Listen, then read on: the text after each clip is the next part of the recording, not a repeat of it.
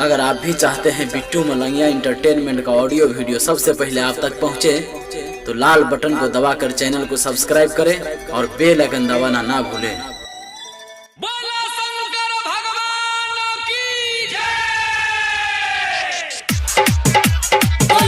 अखन अपने सब सुन रहा छी बिट्टू मलंगिया एंटरटेनमेंट के।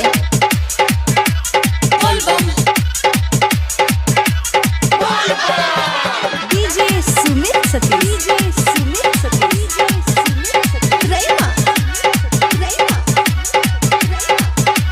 presented by TD Production House, Sakri। Bhola आहक नगरिया देव घर में एलो जल धारे हमाया सगर में, एलो जल धारे हमाया सगर में।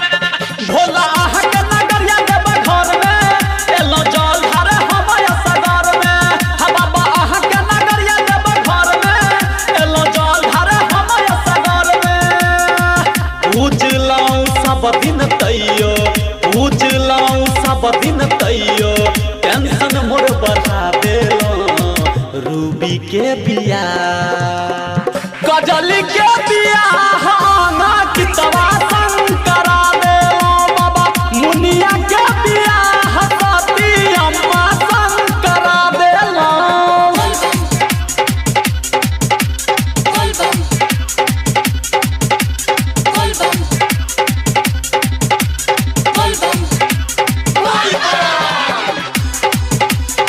Presented by TD Production House, Sakri।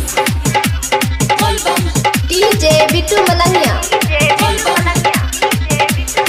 Madhubani. संगे पढ़लिए स्कूल में, दिल तोड़लके कोना भूल में। यादो कर आबै त बाबा मन होइया जान दी पुल में। यादो कर आबै त बाबा मन होइया जान दी पुल में। हाँ संगे पढ़लिए स्कूल में, दिल तोड़लके कोना भूल में। यादो कर आबै त बाबा मन होइया जान दी पुल में। देलो नहीं ध्यान यो भोला, देलो नहीं ध्यान यो बाबा, नजर के हटा लेलो रनिया के बिया। रनिया के बिया हराना जितवा शंकरा देलो बाबा। छोटिया के बिया हरा हुलवा शंकरा देलो बाबा। डीजे बिट्टू मलंगिया मधुबनी।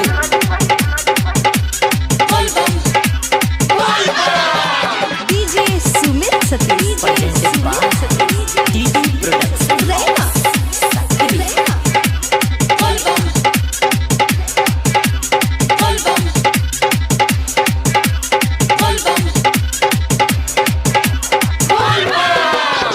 कन कन कहे धर्म वीरियो, रहन मन असथिरियो।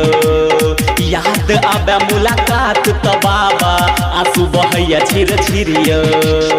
याद आबे मुलाकात त बाबा आंसू बहैया छिर छिरियो। हाँ कन कन कहे धर्म वीरियो, रहन मन असथिरियो। याद आबे मुलाकात त बाबा आंसू बहैया छिर छिरियो। पंकज के दिल तोड़ के, पंकज के दिल तोड़ के ओकरा हंसा देलो पूनमा के बिया। बबल के बिया छोरा बिटुआ शंकरा देलो बाबा।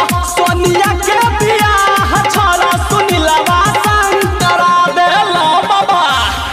भोला आहक नगरिया देव घर में एलो जल धारे हमाया सगर में। हा बाबा आहक नगरिया देव घर में एलो जल धारे हमाया सगर में। उजलाऊ सब दिन तैयो, उजलाऊ सब दिन तैयो, टेंशन मोर बढ़ा देलो रूबी के बिया। गजली के बिया